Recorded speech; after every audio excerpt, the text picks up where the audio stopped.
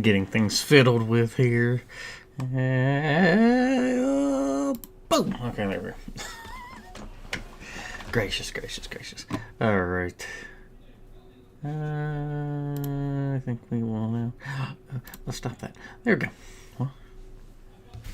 Okay. Unfurl. My biscotti broke. I was very sad. But yeah. Howdy, hi.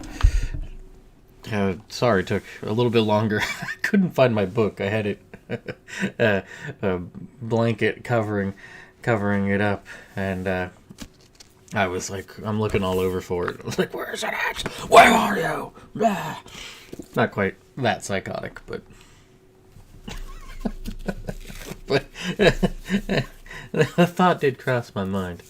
But yeah, so I know it says 8, 9, and maybe 10. I'm kind of looking at it. It'll probably just be 8 and 9, depending on how things go. But just the pace of which it seems to kind of work out. It'll probably be 8 and 9, and go from there. Chapter 10 is split up into 2 smaller chapters, so it's not that big of a deal or anything. But it just might be how it ends up going. Let me take a look at something real quick, if I can. Can I do that? That is a good question. I don't know if I can. I know I can, but can I? Let's see here. So before doing the recap, I kind of wanted to. There we go. There. So the before doing a full recap of just the last couple of chapters, I guess I was mulling it over and I was thinking about it, and I was like, you know what, if I was to grade myself on how I feel so far with things, I'd probably put it at a B. I feel like the first 5 chapters, 1 and 2, are, I'd probably put it around a B. I really like 3, 4, and 5 a lot. I would probably sit those more closer to an A. And then I feel like I probably should go through, not probably, like hopefully we'll go through and do some cleanup if I can ever get the chance to, for 6 and 7, because they're a little clunky and perhaps a little too wordy. That's kind of what I was feeling, especially just kind of reading it over again. I was like, this feels a little clunky. I'm not as happy with it as I initially thought I was a year ago when I put the thing out there. So let's hope that trend is not a continued trend. But yeah, we will. We'll see. I'm kind of that's I guess if I was to give the honest approach, that's what I would do. So yeah, that is that. And the quick recap: the 6 and 7, they Jahal and Tamelia reached Calendar, and got to see some extended family and such, and then they had a little bit of a spat, because not with themselves but with some of the people they know there, because they're kind of talking some ill about Tamelia's uncle, who is a representative for their village, or at least Mahri, so I should say her village. And just some warnings and just concerns. Oh, there's barbarians about and stuff, and that the 2 that Jahal and Tamelia are going to try to connect with, find, see where they're up to and whatnot. They've been a bit lollygagging, a little slow on their pace. So that goes on, and then the chapter 7.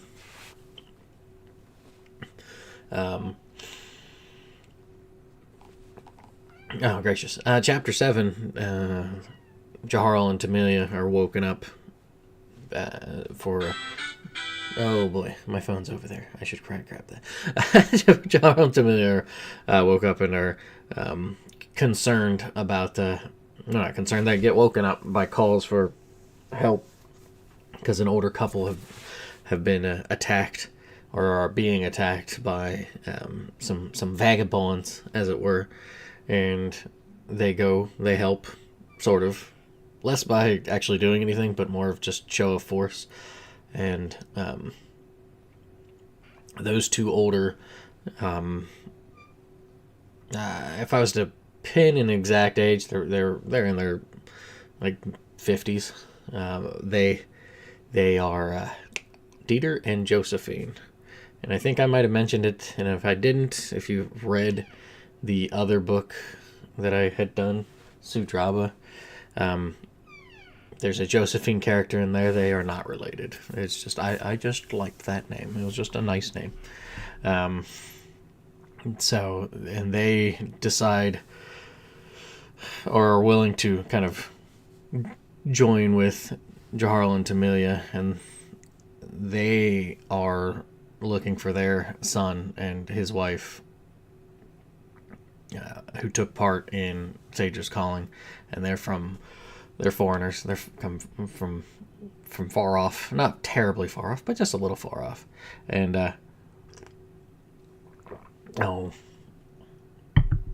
Jaharl and Tamilia kind of do a little bit of fibbing and say, "Yeah, we're just going to find our friends. Nothing else. Nothing too serious. That's it. Just kind of find our friends."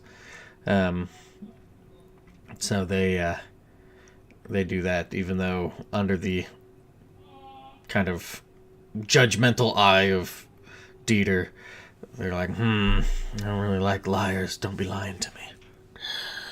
So I'm gonna grab my phone real quick and then get into the reading.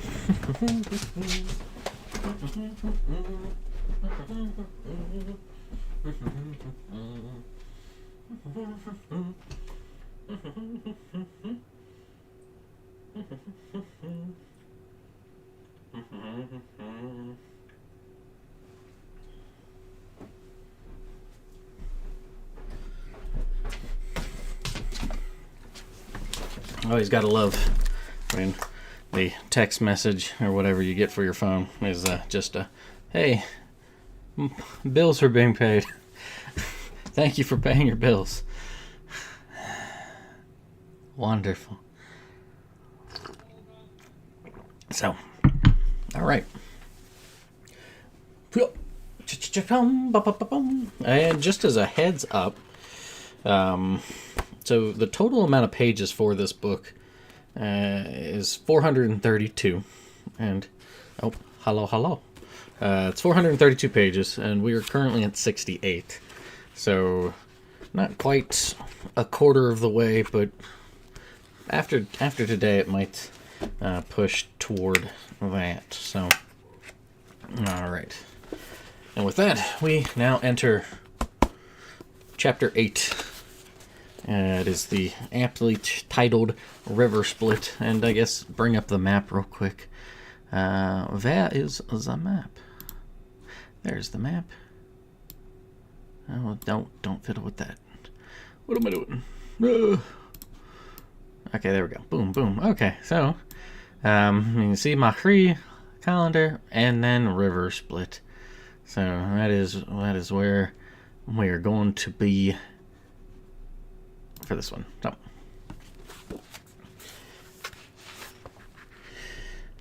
though uneventful, the newly formed foursome journeyed at a leisurely pace to their next destination, the eastern portion of the trading hub on the Grinnell River Split. What had begun as an uneven back and forth had rapidly eased into a more chatty conversation between Josephine and Tamilia. While those two warmed to one another considerably Dieter and Jaharl quietly plodded ahead. Not wishing to jostle the old man's stoic demeanor, the younger resorted to eavesdropping on the conversation happening behind him. The wide dirt trail connecting Callander to River Split offered little in the way of spectacle or distraction.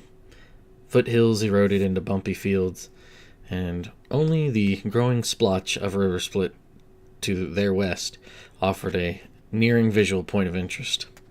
Over time, their movements steadily directed them slightly northward, catching the side of the town cut in twain by the river. We've been blessed with McCall's warmth for this day of travel. Maybe this is a welcome sign of our meeting. Josephine cupped her hands over her brow to shield her eyes as she peered off into the distance. Especially with how the day started. Amelia instinctively grabbed at her sheathed sword. She drew her hand away, glancing about the party, wearing a guilty look as though she had stolen a tasty pastry. No need to act like you clutched rain from the sky, dear, though I appreciate your being at the ready. It's comforting. She scratched at her auburn hair. Huh? Oh, that, I guess it's still stuck in my head. First time dealing with bandits? Josephine studied the young woman's face the best she could with a sideways glance. It was. The Mahrian's answer lingered on her tongue for a moment before she followed by a hasty addition on the matter. I wasn't scared or anything. I only concerned for you and Dieter. Well, and maybe Jaharl too. He has a bad habit of getting caught up in his head and thinking too much. But your husband was quick to dispel all that. Oh, yes, he is good at doing that. She caught her husband stealing a glance, which she parried with a wink, sending his attention back to what remained ahead. He means well, and that's why I put up with him and love him as dearly as I do. Jaharl looked over toward the old man, who only replied with a silent scowl, refraining from directing his focus elsewhere. Not wanting to upset him anymore, or to be dragged into the current conversation either, he busied himself with silent contemplation. Time for some thinking. What a weird group we are. Steadfast, they marched the short distance to River Split, determined to arrive before any hints of dusk could materialize. And then I did the best I could with this. I'll show this here. So we got those little dashes. That's kind of what I went with some sort of time skip. Sometimes I do it. I think sometimes I just kind of write into just kind of going. But the choice is yours. Anyways, the four arrived at the eastern side of the town as a chill began to seep into the sweeping breezes that faintly beckoned for dusk, and soon enough night to follow. Much like its name suggested, the village split into an eastern and western portion, bisected by the wide Grinnell River. The two sides housed a number of stone structures, all protected by walls pieced together by stones both large and small, that even the tallest person could not simply look over. A gate poorly guarded by a couple of the townspeople greeted the travelers as they passed through toward the innermost building, the dock house. Though not too familiar with the people, Jaharl and Tamilia casually spoke a little with everyone they passed.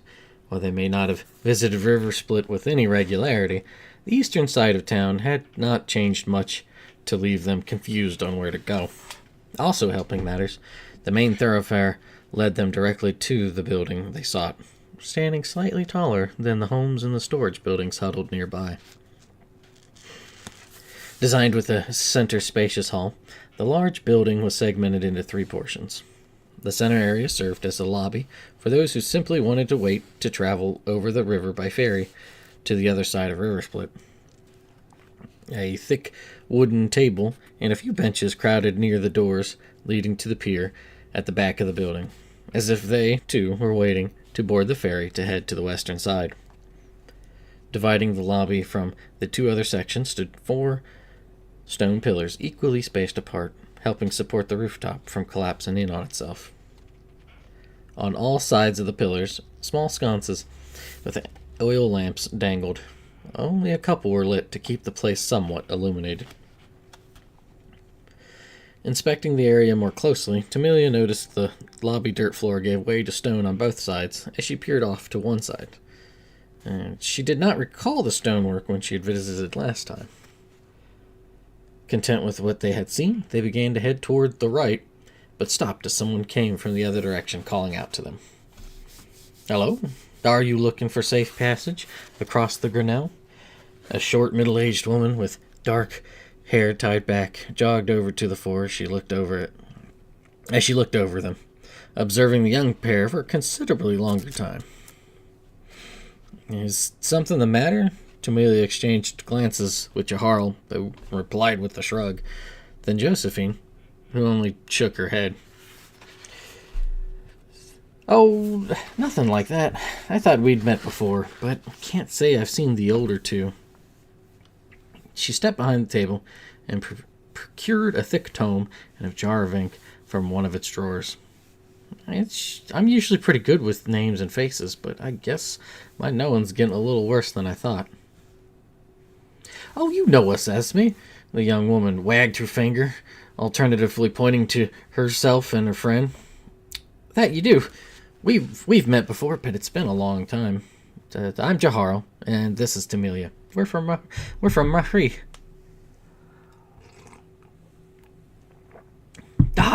May Saedra forgive me. I knew I recognized you two from somewhere. Come to check for news on Hardwin and Vanine yourselves? I'd imagine they'd appreciate not having to send a runner one way or the other there in Calendar. Do you have any? A surge of anticipation filled Tamelia's voice, which she could not subside.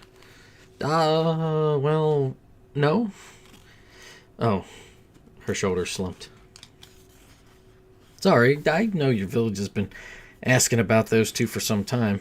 I thought you two might have been helping save someone's legs some work. Not having to go up and down the mountain to check, you know? Esme thumbed through the record in awkward silence, stopping once she found the day's log. Then she dug into one of the pockets of her green cotton coat, producing a writing utensil. After briskly jotting down Jaharl's and Tamelia's name, as well as their home village, she turned to the elderly couple and lazily pointed one end of her stick of charcoal at them. I don't suppose you two are from Mahri as well, are you? You certainly don't look the part. No. Dieter's answer weighed like... I don't think you'd say that. No. Yeah, I think it'd be like that. No. Dieter's answer weighed like lead upon our ears. Esme smiled widely to clear away some of the awkwardness, but was met with a mixture of muted expressions in response.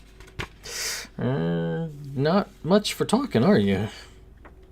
No.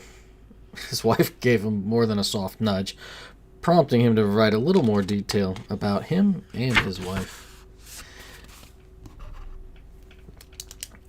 We are not from Mahri. Never been there either. Dear, sometimes having you explain anything is like trying to convince the moons to explain why they make their silent trek across the night sky. Josephine wiggled her way to the front of the fort. Forgive my oaf of a husband, Esme. Oh, it's no worry. She chuckled as she waved her hand to dismiss any notion of concern. Thank you for understanding. She shot a sideways frown at her husband.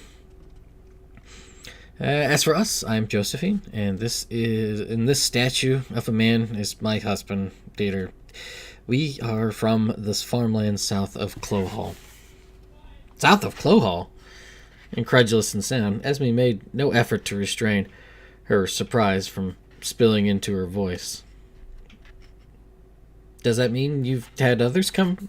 Does that mean you've had others from there come by not so long ago? Perhaps a young man and his wife, returning home or the like? By the time she finished speaking, her voice was brimming with a similar excitement as Tamilia's. Not really. Let me check.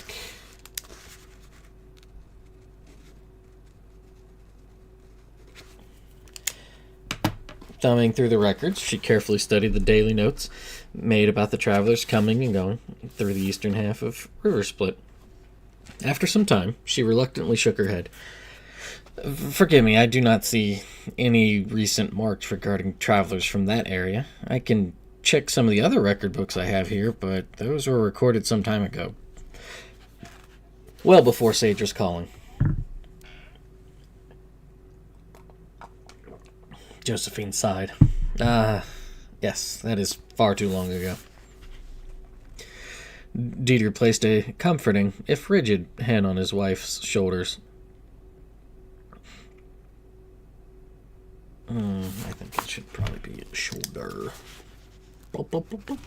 Alright. He answered her somber gaze with a silent nod filled with determination. Our boy's on that pilgrimage. We thought he might be home by now, so we'd hoped he might have returned from the north. Glowhall's a lot easier to travel by riverboat than by trying to cross those heated deserts of Rowan. Momentarily stunned by his warmer tone, Esme nodded in agreement, even if she had never experienced those deserts herself. Well, I hope you return safely, not only for your sake, but to fully receive Saedra's blessing too.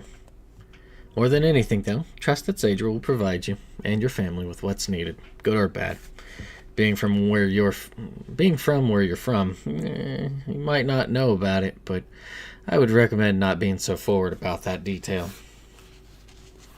Oh? Most will excuse you for being foreigners, but we Peralians are very serious about the pilgrimage, aren't we? The woman turned to Jaharl and Tamilia. The pair exchanged hurried looks before he spoke up. That is true. Even in Mahri, we know better to insult Saedra and the pilgrimage. She smiled at the farmers. See? Thank you, young one. I'm not that young, but I do appreciate it. Esme giggled as she wrote Josephine and Dieter's names and the general area they were from into the record book before sliding it to the side. Oh, you're in for a little treat before the boat's ready for its evening crossing. A treat? The four echoed the words, wondering what she meant. Yes, a treat. To my left, there's a small tavern to fill your stomach. And wait, that's nice. I wouldn't consider that a treat. Jarl heard a sharp nudge from Tamilia's elbow as a rebuke. Don't be a dolt. She wasn't finished. That's quite all right. Anyway, in that tavern right now, we have some members of the Moon Troop waiting to cross, including the Merry Madam herself. A chill crystallized itself along Jaharl's spine. 1,000 different thoughts darted within his mind, like snowflakes in a blizzard clumping together and hardening into ice. Then, one line of thought broke through his thinking. Thinking time. Part of the Moon Troop is here? The Madam is here? But why? As though the others had thought the same, Dieter's question became the first to be voiced. Asen is here? She is. It says something about her and to the troop's popularity if people from some farmland south of Clohall even know of them, doesn't it? The old man grunted a terse approval and headed to the tavern with Josephine following closely behind. Hesitantly, Jaharl lingered, his feet squarely planted where he stood, like stone monoliths stuck into the dirt. Tamilia, who had started to follow the elderly pair, stopped and dragged her friend by the arm into the tavern. Lamps and candles dotted the tables and bar as the four gazed upon the final stages of a gambling dice game none were too familiar with, nor harbored any budding interest in learning. Sitting at one of the smaller round tables, 3 men and a woman huddled over their drinks at different levels of drunkenness and disdain. It became quite clear If I could learn how to talk. It became quite clear to the new arrivals that Aeson was thoroughly winning the game they were playing. The three men wore similar clothes. A soiled long-sleeved jerkin and loose-fitting pants. Tanned by their time working outdoors, their accents and mannerisms belied their origins as merchants from Clohall, who traveled the river by skiff. Aeson, on the other hand, radiated with colors of emerald, magenta, and azure so deep she looked as if she had dressed herself with pockets of the quietest areas of the forests, the hottest fires of the volcanoes, and the deepest parts of the ocean, respectively. Her ivory skin soaked in the light of the room, almost as if she could have been placed in the night sky herself and be mistaken for another moon. Somewhat unkempt, her long hair, black like the night sky with tinges of red dye streaking throughout, seemingly danced along her shoulders as she turned and joked with the others at the table, practically dancing in her seat. Had he been a painter, or aspiring to become one, the image before Jahar would have commanded him to replicate such splendor on canvas, to encapsulate such beauty that appeared otherworldly to the young man from the tiny mountain village of Mahfri. Yet the inspiration was not lost upon him, for within his breast a familiar but wild song danced into being. Though feathered with lust, the song did more than simply flicker in one direction, then fizzle into a Let me say that again. Though feathered with lust, the song did more than simply flicker in one direction, then fizzle into a confident complacency. It twirled, it leapt, it threw itself in every direction, and none all at once. Much like the song he had been chasing, it stole into the recesses of his heart. His own comprehension had yet to explore, waiting to be discovered. They ought to have named you after... I cannot read today.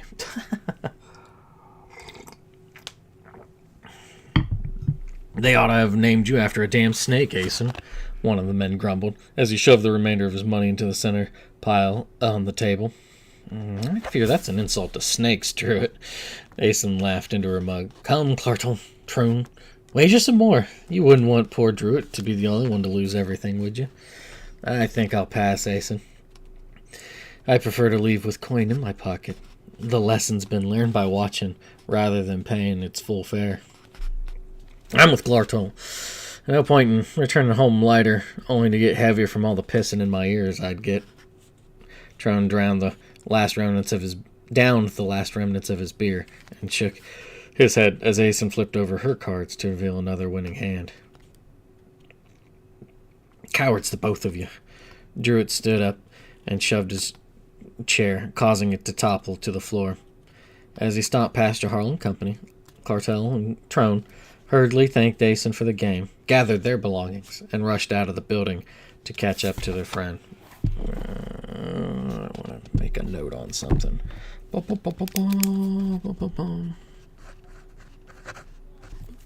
Okay.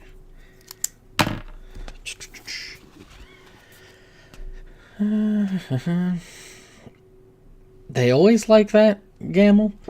Aeson lifted her empty tankard and politely jiggled it at the bartender. Oh, only when they lose. Carrying a few filled mugs, Gamble placed them in front of Aeson and collected the empty ones before turning his attention to the newly arrived. I don't suppose you folks would be wanting anything to hold you over till my brother's ready to ferry back over to the western half, would you? He's never been one to keep timely on these trips back and forth, especially around this time of year. I don't see the harm in filling our bellies while we wait. There's plenty of space. Josephine selected a seat a few tables away from Aeson. Here, we can sit here and let the young woman revel in her new winnings. Oh, don't worry about me, Grandma. I'm not looking to test my gambling mettle on humble travelers such as yourselves.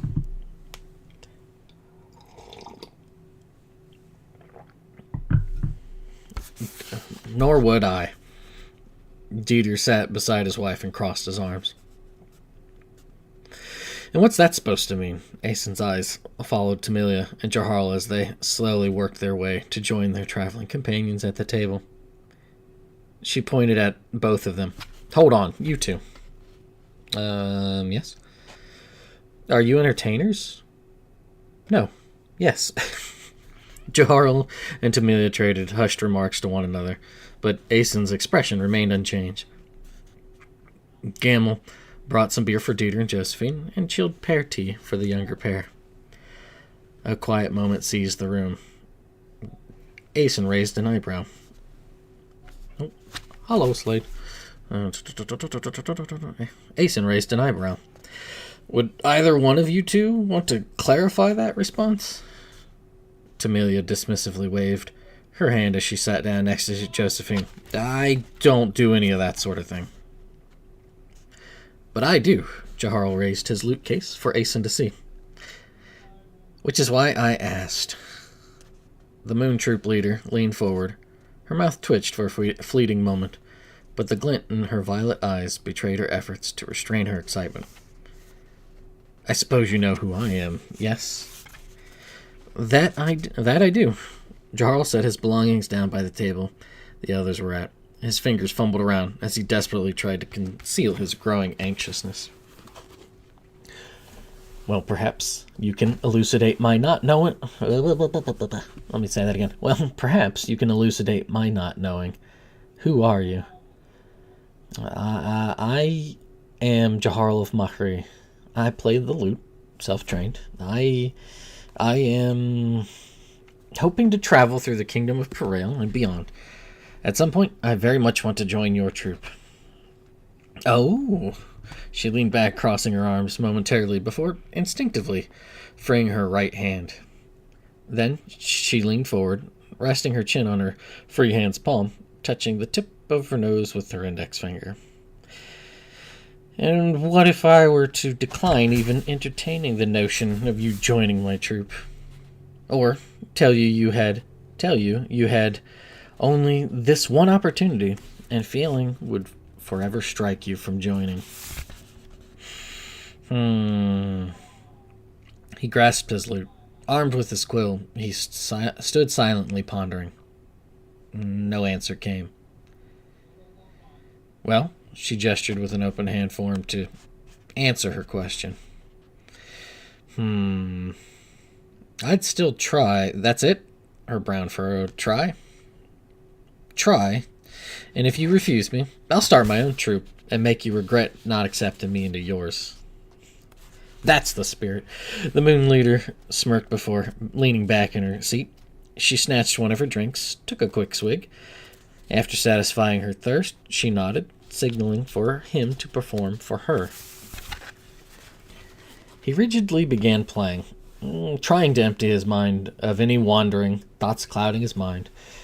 Let me say that again. Trying to empty his mind of any wandering thoughts clouding his mind. Steadily, he found his musical center and pursued the first song to spring from his heart to his fingertips. The warm hum of the tune filled the bar like a comfortable quilt being wrapped around oneself.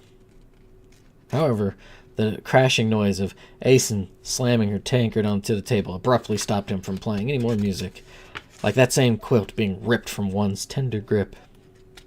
Sorry there, Jaharl. I do enjoy your playing, but what? Travel would serve you well. Huh? You said you were self-taught, correct? Yes, that's right. Find me and my troop after some time practicing and learning from others. It'll serve you well. She noticed his slumping demeanor and added some words of encouragement. You have talent, but prove to me you can grow and learn from outside influences. Two entirely different challenges to better yourself through your own determination and to learn from the criticisms and genuine teachings of others. I need to know you are capable of both before I'd even consider you for my moon troop. He masked his disappointment as best he could. Yes, madam. Dusk arrived by the time the skiff was prepared to make its last trip for the day back to the western side of River Split. Rowed by Gamel's younger brother, Gainir, the boat gently crossed the Rennell River with little difficulty. Along with Dieter, Josephine, Jaharl, and Tamilia, Asen, and a couple members of the Moon Troop who had been checking out goods elsewhere in town rode quietly, sometimes exchanging worried looks as the waters would surge while they were halfway across and sweep them. Sometimes exchanging worried looks that the water would surge while they were halfway across and sweep them all downriver. It's so much cooler over the water. Tamilia put her hand out and touched the water, causing her to shiver. It does feel nice, but I'd much rather enjoy it while sitting on the riverbank and not on a boat.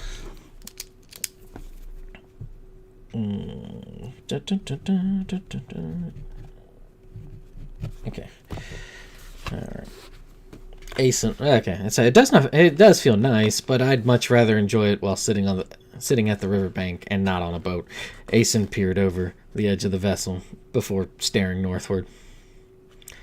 Madam Asen, perhaps allowing Dursax and myself the privilege to speak about our next performance to the other travelers here will help ease your worries. The entertainer twirled a loose falcon feather between his fingers as he smiled in her direction. Olius, you're always wanting to shoot the arrow and paint the target afterward, she smiled faintly as she shook her head softly. Everyone else, including Gynir, strained an ear to hear what else the Moon Troop members had to say.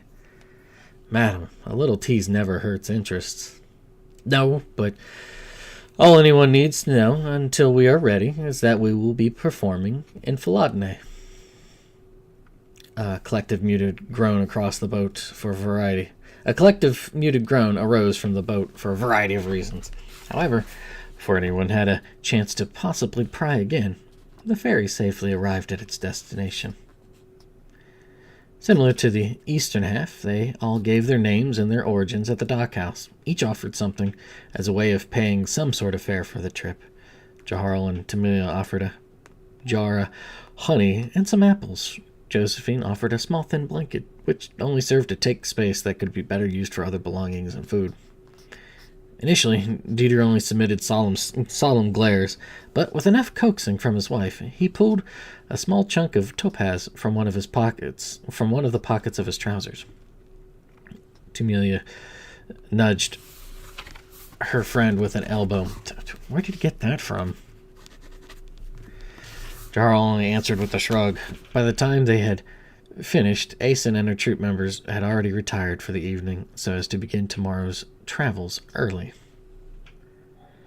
Not quite ready for rest, Jahar left the others at the inside of the dock house where they had been offered shelter for the night and stepped out into the evening air. Immediately, he noticed the taller buildings and homes on this side of River Split. Passing by signs with images burned onto wood panels denoting a cobbler's home and one for a tanner's, he walked aimlessly, lost in his own inner woes, but still politely acknowledging anyone whose path he crossed. Guided by braziers, the young man ultimately wandered to the main gate leading westward, which was guarded by 3 men, with another watching high in the gate tower. Best be heading back and staying at Gynir and Venora's, boy. It's much too dark for casual strolls tonight, especially out into the wild. At the word boy, Jarhal's head snapped upward to eye the man who said it. He determined the speaker to be the oldest man of the 3 before him, who looked more amiable than aggressive. Taking an extra moment to collect his thoughts, he peered upwards, realizing the thick cloud coverage had blotted out the sparkling tapestry of the celestial night sky. Sorry, there's a lot on my mind. Didn't even notice it had darkened as much as it had. I know the ferry ride can be uneasy. Prefer the solid ground under my feet myself, but you didn't see those storm clouds rolling in earlier? Like I said, I've got a lot on my mind. Don't we all? The old guard adjusted a trouser leg, grunting as he struggled to straighten it out. He checked with the guard up in the lookup tower with a neat gesture, who motioned similarly in return. content with the current situation, he brought his attention back to the troubled youth. Where are you from, boy? Why are you traveling? You picked an awful time to journey. Winter's damn near knocking down the door. I'm from Mahri, heading to the capital. Mahri, huh? Hear back from those two in charge of bringing the blessing back? Charles snapped out of his mental quandary and focused intensely at the guard. How do you know about that? A smile cracked across the old man's weather-worn face. Hearing Geiner's bitchin' will do that. Helps that his son's Radomir, or Radomil, and having that boy kick up enough dust to build his own mountain from all that back and forth running means Geiner's having to do a lot more work than he's used to doing in a while. I didn't know they were father and son. Yeah, you'd be surprised who's related to each other. But for them, unless they made a point to tell you, you'd never know the truth of it. I guess. Mahri's a small place, so everyone knows everything about every... The old man erupted with laughter. He smiled wider, revealing large gaps due to missing teeth, and nodded jovially. Know that from experience. Probably why you're heading to Pariel Castletown, right? Get the traveling bug to bite you in the ass. See if you can find some lovely wench and make a good life for yourself, right? The young man laughed deeply. You could say that. What's your name, boy? Jaharl. Yours? Rainier. Or I should say Rainer. Rainer! That's not Rainier. Rainer. I hope you remember it and send something nice when you're famous and rich. Famous and rich? Yeah, why else? I want to change that a little bit. Yeah, why else go to the capital? Ain't really anything else good that comes from there.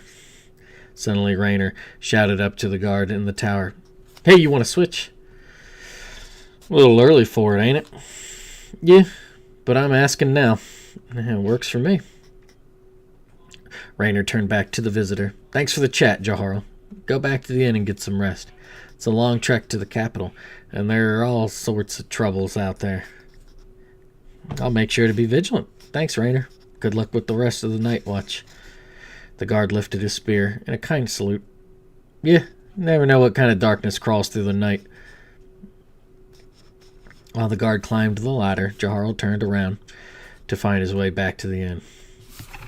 A little bit of a thinking moment. It doesn't really help soften the sting for Mason. It's nice to meet people like Rainer. I pity more people don't seem as... The sound of a bird call pulled him from his silent pondering. Instinctively, he cupped his hands around his mouth before he tried to mimic it. But before he tried to mimic it, he lowered his hands and opted against doing so, since he was still in town. He accepted it as Rainer's way of saying farewell. And then kind of thinking, may fate be kind to you, old man. All right. There,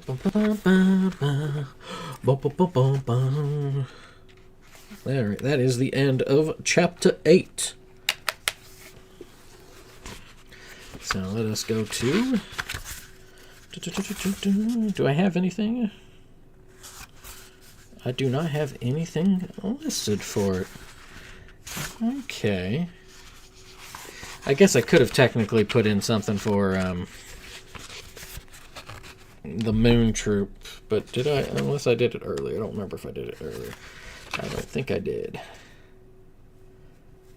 Yeah, no, I'll make a note about that.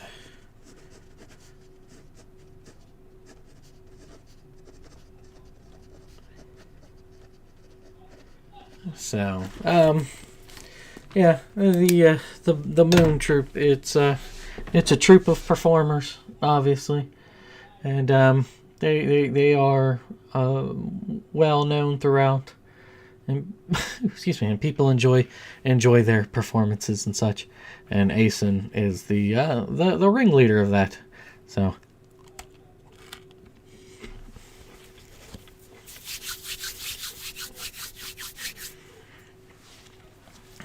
But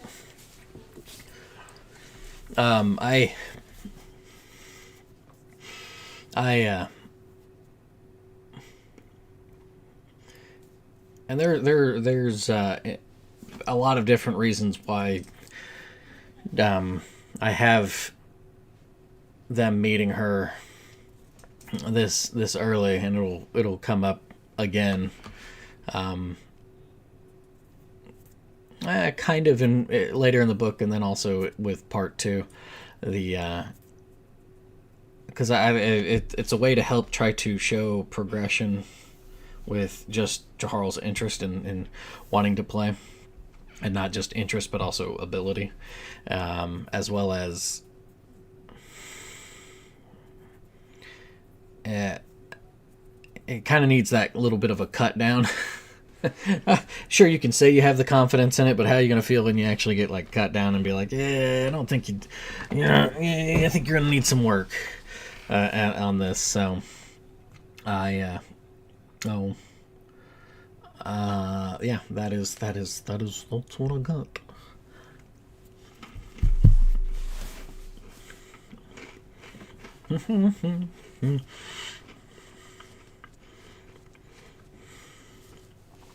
That, and I know I kind of throw some names for characters that might just pop in and out, and they might even really not show up much anymore. But I think it's important to have this in there because A, it identifies them. B, like with with like like Oleus or something, it might pop up later, so it's kind of a nice little thing to be like, oh, okay, all right, cool.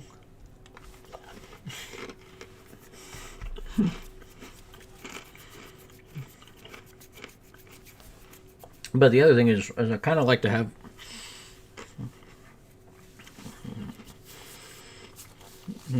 maybe it's trying to eat my cake and have it too, but I kind of like to have slightly more vague descriptions for physical appearances, in the sense of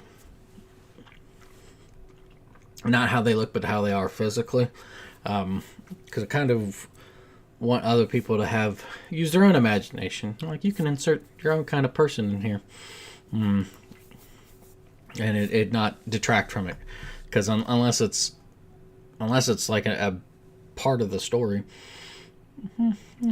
put in whomever.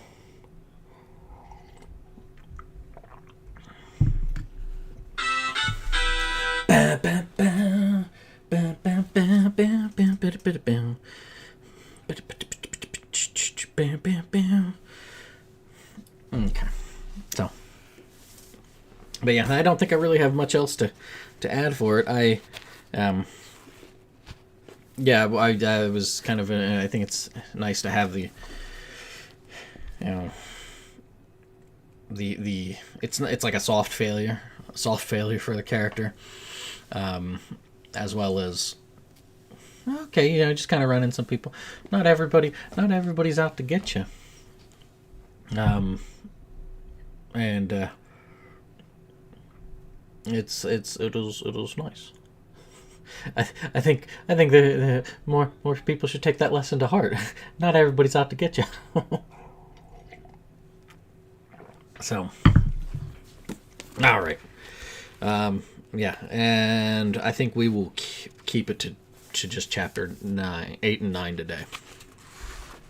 So, just looking at it here, it is,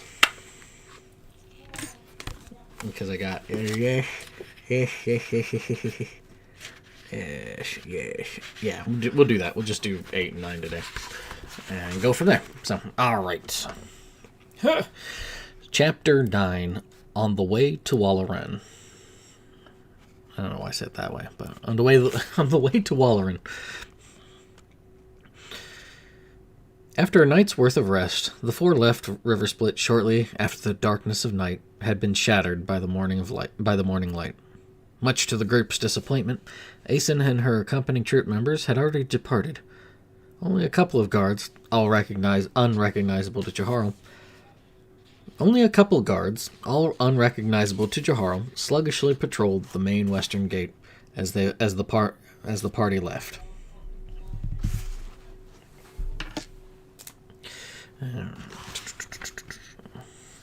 With overcast, man, why can't I talk today?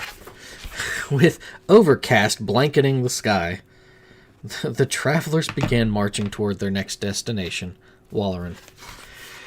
The dirt road west widened greatly compared to the path they had trekked from Calendar to River Split. However, the sights offered little in the way of differences from what they saw yesterday. Wild grass bristled in opposition to the day's colder winds. Their colors had dulled, hoping spring would soon return. Maybe I should change that wood.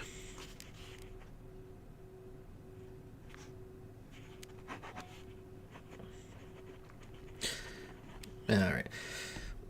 For a while, the four simply took in the views around them, with only a brief glance every now and again to the north, toward where the nomadic Saul were said to dwell. While the two Mahrians would openly dismiss the notion, a deep-rooted concern of those northern barbarians lingered in their minds. Eventually, Tamilia started up a conversation to pass the time and distract them from such far-off worries. Like the day before, Josephine seemed to be the only one willing to talk. This time, though, they both made an effort to ensnare the other two into their conversation. You might not be much for talking, Dieter, but I want to know from you... Know what? The old man did not turn around, continuing his pace uninterrupted. Well, Tamilia hesitated upon hearing the less than slight hint of irritation in his voice. Well, you said before that you and Josephine are farmers. I was wondering how much traveling you had done. The old man grumbled before coughing out a sigh. Do you worry we are not adequately experienced enough to accompany you two? That's not quite it, she pleaded Josephine for help with her eyes. Dear, she's simply curious to know more about us, not trying to interrogate you. The grouchy farmer scowled. If you must know, we have traveled to many places. Jarl turned to the old man, unable to hide his surprise. Really? Certainly. Then, have you been to Perail before? A long time ago. Dieter did not stop walking, but his thoughts drifted to those times buried in his mind long ago, when the sensations of life felt fresh and new. A memory, long thought dormant, sprang up within his breast. Remaining no more than a few steps, he ushered away those wispy remnants, sighing softly as the pain had already taken hold, like a fresh cut from a mishandled knife. Yes, a long time ago. Josephine and I were much younger then. Oh yeah? How old are you now? How long ago was it? Now, Josephine jumped in between the pair and placed a soft hand on Jaharl's shoulder before leaning toward her husband. No need to answer that, dear. Of course. As if I would have. He grabbed his wife's hand and gave it a squeeze. Also, before I forget, I would ask a favor of you two. The Mahrians asked in unison. What's that? Since that Esme woman was kind enough to be so forgiving of our ignorance in regards to Saedra's calling, it would be wise of us not to repeat such a blunder again.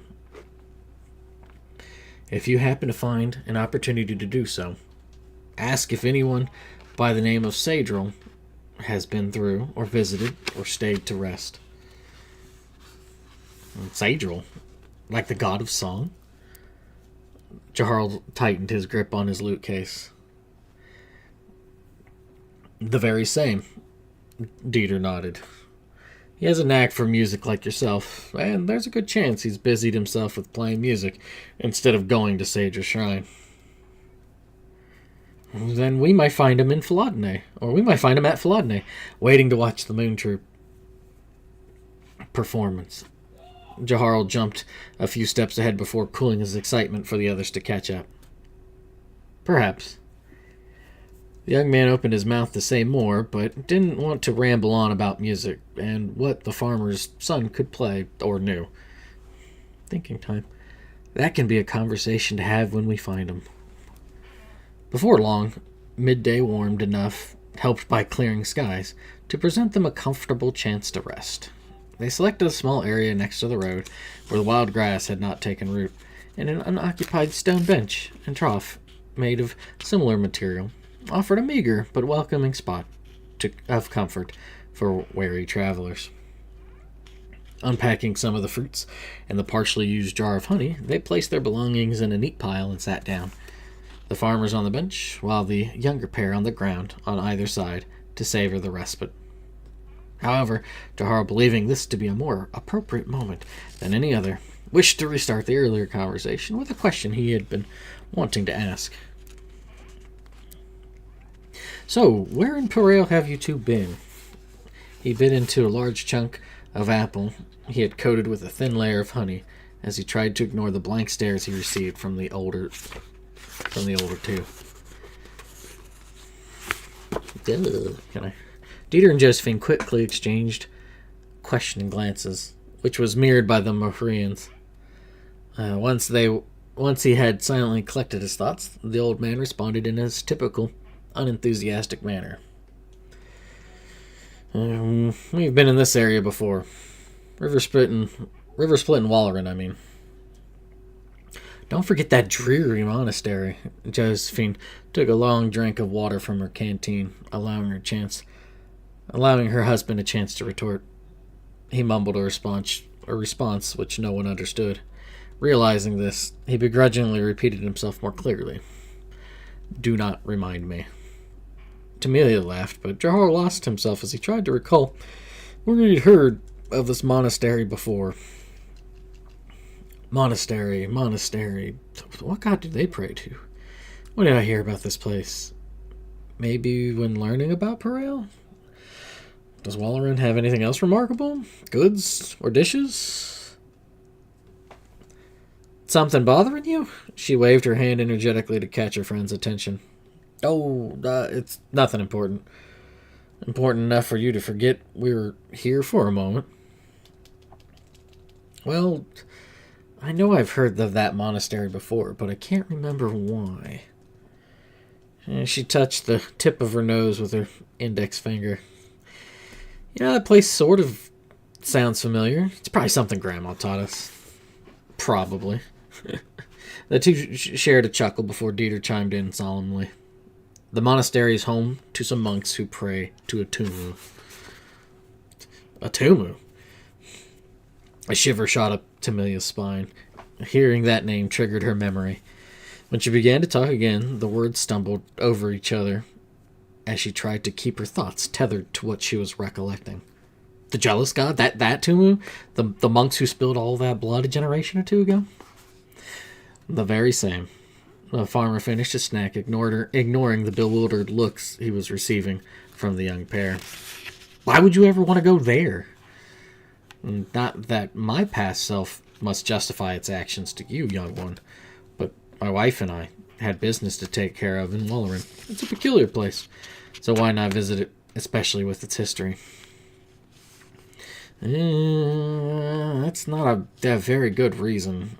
Her shocked expression morphed into a sour one.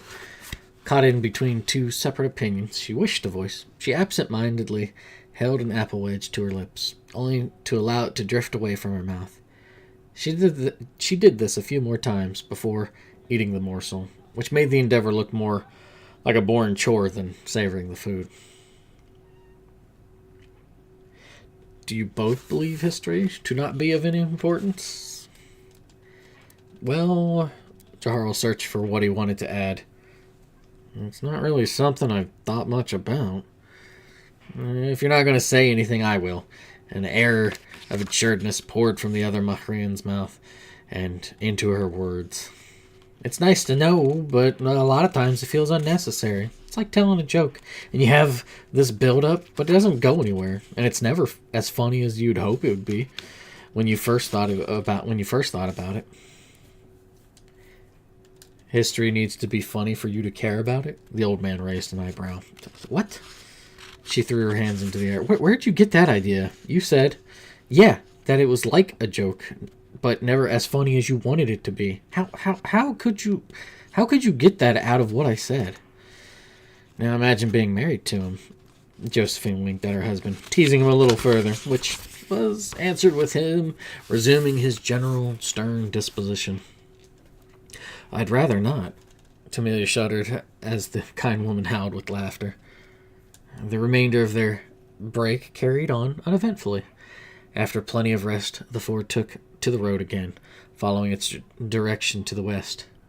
Unfortunately, they could not identify any particular landmarks nearby to judge the pace of their trek. Much like the day's unchanged weather, their pace remained unwavering.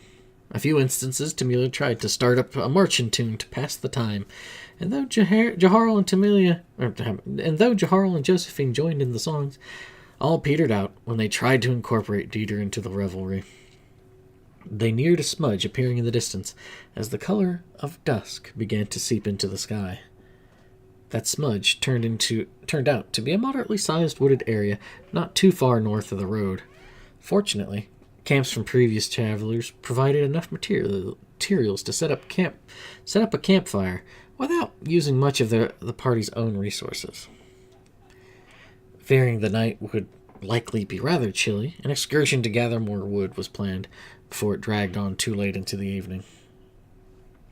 The group broke into pairs. Josephine and Tamelia set about preparing a small meal and tidying up a spot for the fire and where they were going to rest. They emptied one of the satchels they received in Colander and Jaharl's in order to carry plenty of branches back to camp.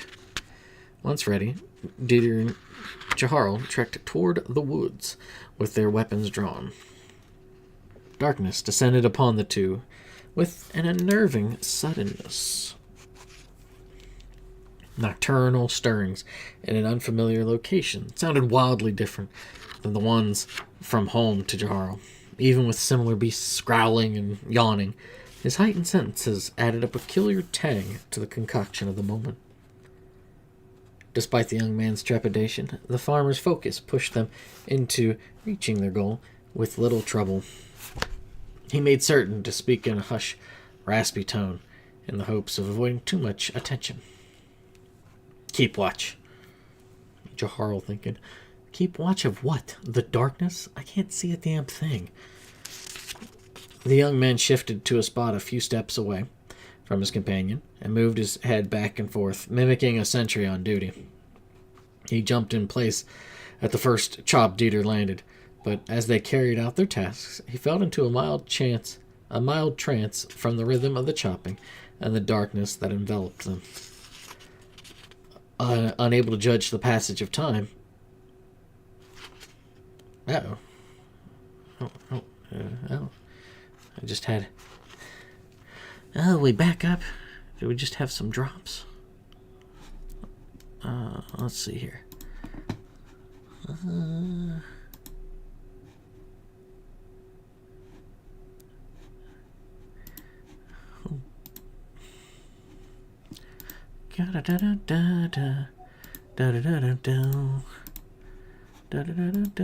Okay, it's back to being good. I'll read that paragraph again real quick.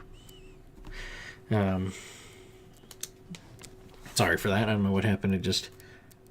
What is happening with the connection of the internet?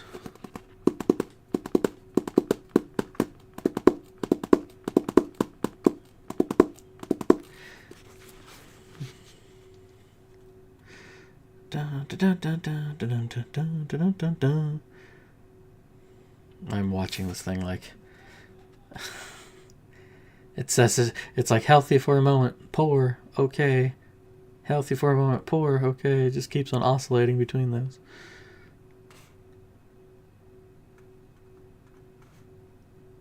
Do do do do do do do do do do do do do do do do do do do do.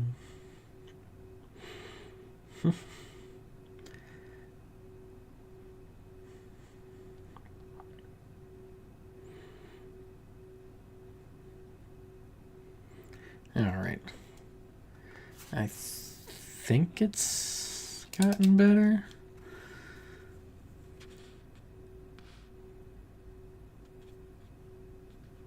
All right, let's see here. I've got 10 more pages to read. Well, maybe not 10. 6 more pages to read. All right, we're going to try this again. Keep watch of what? The darkness? I can't see a damn thing. The young man shifted to a spot a few steps away from his companion and moved his head back and forth, mimicking a sentry on duty. He jumped in place at the first chop Dieter landed, but as they carried out their tasks, he fell into a mild trance from the rhythm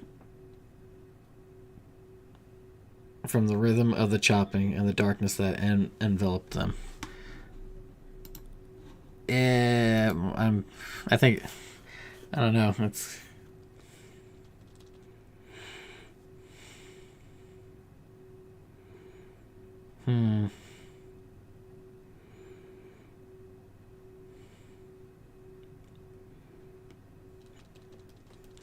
Don't know why, don't know why, don't know why.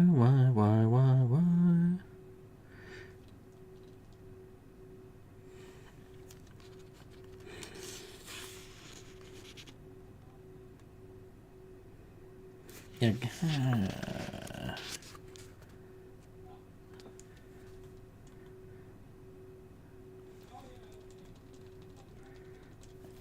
Yeah, I don't know. It keeps on.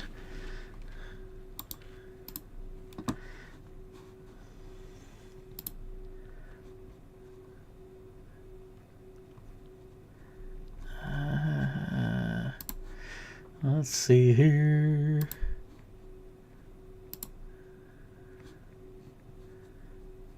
Let's see here.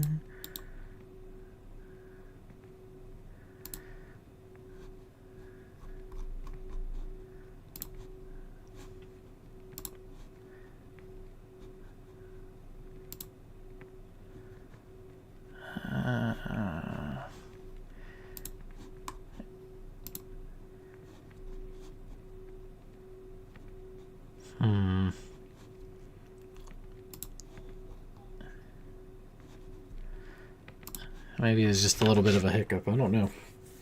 It keeps on doing it.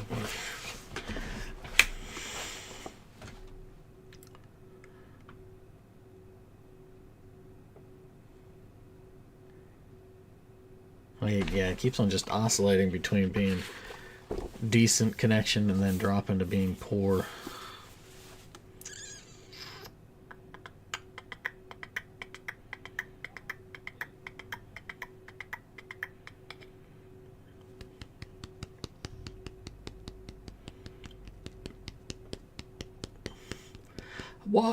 Why do you do that? I have no idea. I really don't know why it's doing this.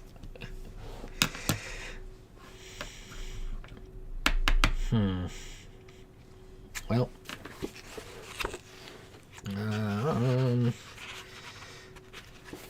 I think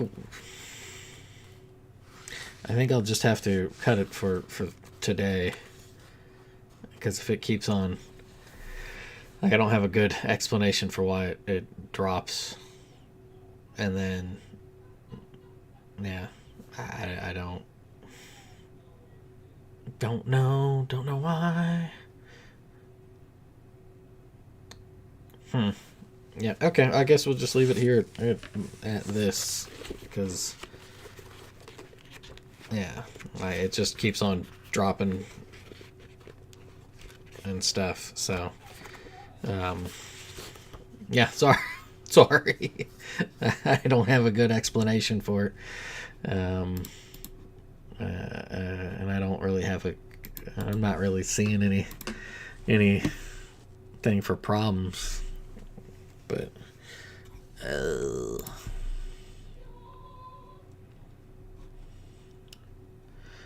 blah blah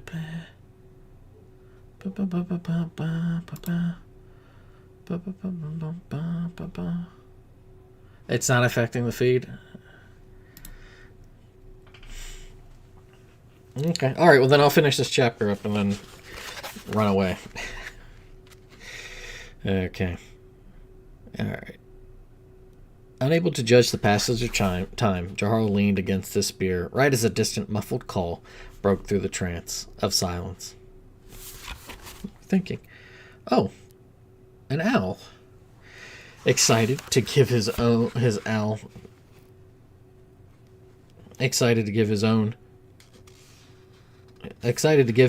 call some practice, he responded, as imperfectly as it was. What in the six winds are you doing? The foreigner's... I guess it should come... What in the six winds are you doing? The foreigner's question came out as a snarl, as he rose from a stooped position with his axe gripped tightly in hand. Though not certain where his young companion stood, he faced in a random direction before growling. Well, I was practicing my... Stifle it. The two remained motionless, listening to the creaking of the trees and the other sounds of the dark. The Mahrian's breath lingered heavily in his chest. Moment after agonizing moment passed. The anxious serenity turned it into a poisonous paranoia. Soon enough, the young man's heartbeat boomed loudly in his ears over nature's din. Attentive, Dieter gathered the few pieces of wood into a pile so as not to startle. So as not to startle him. The old man calmly whispered, I'm going to pass you some of this firewood. I'll carry the rest. Put your hand on your shoulder. Put your hand on my shoulder, and we'll get this situated quickly. The farmer guided them to the chopped wood and handed it over half the pile. What remained could be carried in one arm, like a few loaves of bread, allowing the old man to be ready to strike with his axe if the situation demanded it. Then, by continuing to lead, they marched back in silence, guided by the illumination of the open fire Josephine and Tamilia had lit. The weary woman busied herself divvying up portions of the food and seasonings they had been kindly given in colander, with some of the rations Jaharl and Tamilia still possessed. Without a proper surface to work with, she placed a clean handkerchief on her bag and prepared the meal. Since she no longer had a pot to make soup, thanks to those pesky thieves, a lighter supper would have to suffice.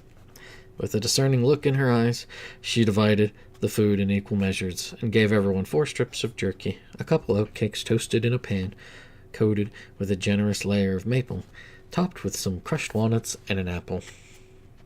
For her part, Tamilia occupied herself by erecting the 2 tents. Initially tricky, once she maneuvered through setting up the first one, the other one went up with ease. As she placed the finishing touches on the second tent, she found a small patch of wild mint.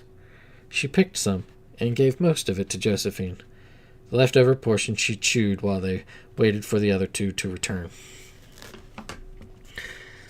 I shouldn't be surprised that Hardwin and Vanine are probably this is Tamilia thinking. I shouldn't be surprised that Hardwin and Vanine are probably taking their time coming back. With just the 2 of them, I bet neither one wants to make that hike back if they had to do any camping. Stupid Anselm was probably right. I apologized again for the 8th time since we've left the woods. Jahar purposely dropped the wood some distance from the fire. I still can't fathom why you felt the need to croon to owls in the dark.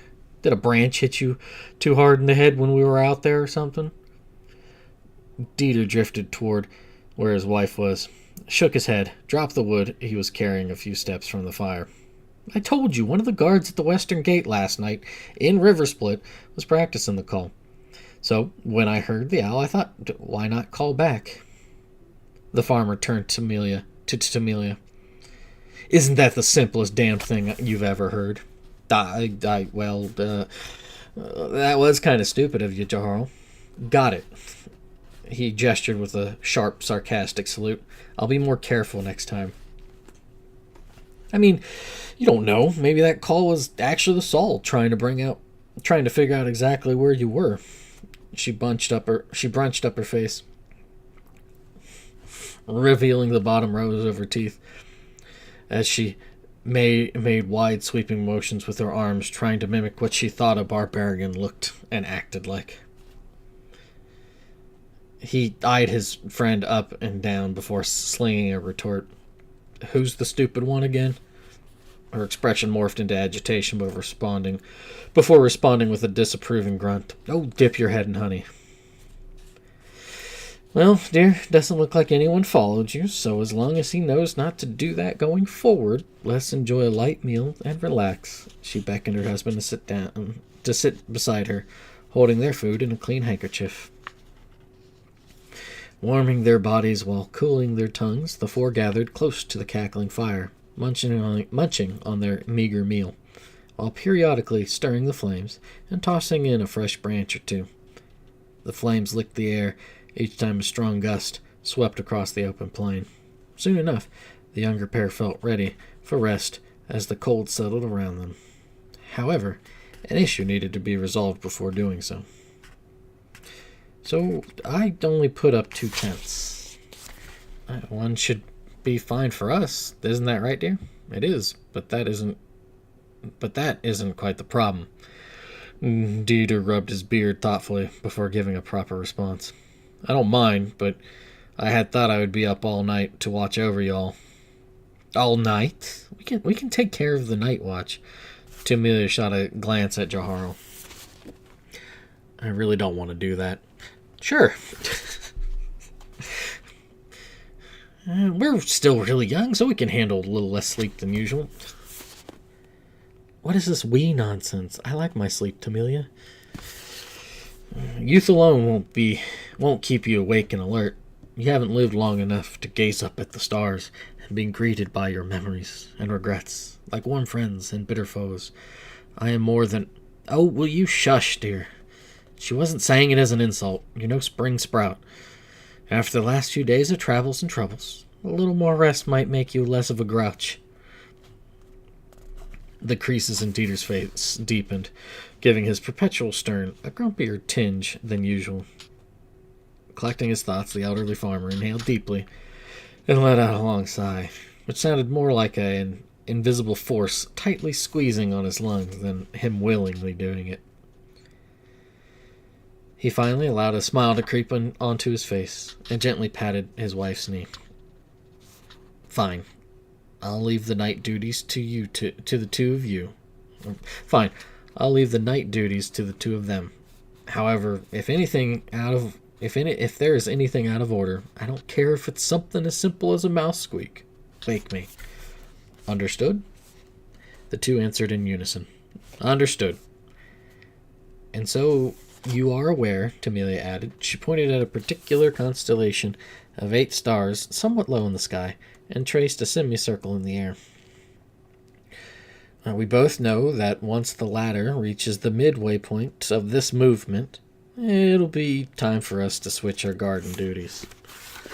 Dieter nodded. That's important to know. Don't forget to add in some fresh hardwood for the fire and start when needed. I think they know how to tend a fire, dear. Let's get to bed. The old couple retired to their tent, which they promptly discovered to be small for both of them. But Josephine exited the tent before turning to the younger pair. Looks like it's a little tight for the two of us, but we'll manage. After watching her return to the tent, the two exchanged glances and silently agreed to scoot closer together so they could whisper to each other without bothering the elderly husband and wife. Well, I hope you don't have to worry. Well, I hope we don't have to worry about that getting awkward. Tamilia's eyes and smirk conveyed a more mischievous tone in than her words, and the two shared a moment of stifled laughter. They traded playful shoves and shushes. Eventually, they calmed down enough to discuss who would draw the first watch. I'd rather have the second watch. Is that so? Jarl didn't hide his suspicion of some sneaky ploy. Camellia yawned. I'm tired. Didn't think I was, but putting up those tents was a hassle. The judging look faded, but he remained unconvinced. I could see how that could get tiresome. Thanks for setting them up. You're welcome. But maybe next time I'll go with Dieter. She stuck her tongue out at him. He made a move to grab it, but was too slow. It might not be a bad idea. He was pretty mad. I guess they have to worry about barbarians like the Saul down south, too. You think? She chuckled as he gave her a strong shove. Oh, get to bed. I don't want you complaining when I wake you up. He watched her nimbly. There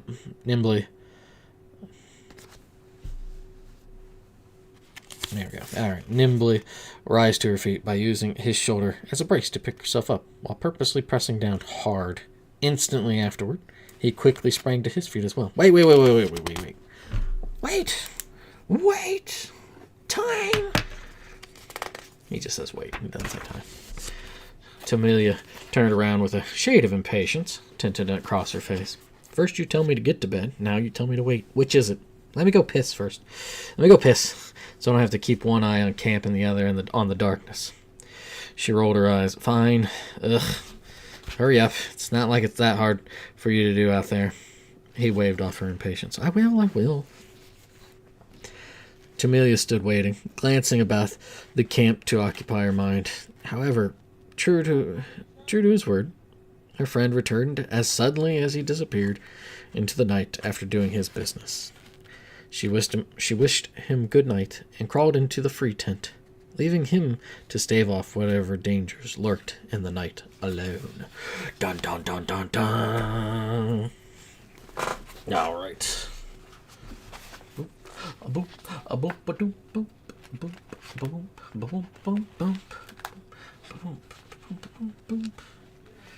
Okay. Let's see. All right. So, a couple things for the index. Chapter 9. 6 winds is a phrase used by people generally from the Bruntil region or farther south. They can. It's more of a like a southern thing. The 6 winds.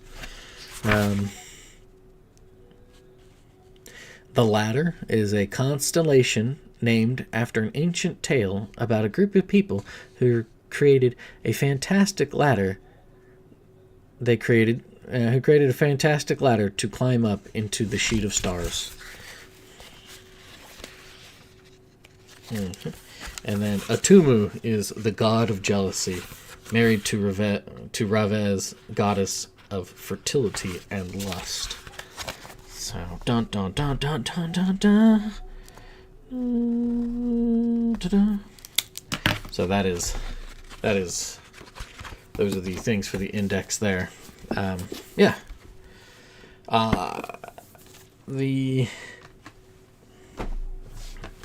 coloration of the last couple chapters are intended to be you get an idea that it's a little less hunky-dory, through the more crass language that starts to rougher language, but yeah, it's kind of a choice to make, to be like, everything's all whatever, and then it becomes and that, and also the some world building with knowing constellations. Another mention, so we get a mention of another deity, Atumu, and then in the description, Ravez.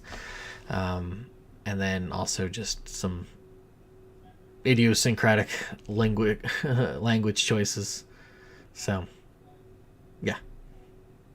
That's it. I'm going to cut it here and be a little brief. Apologies for the internet connection. I'm not certain what's going on with that, but sorry.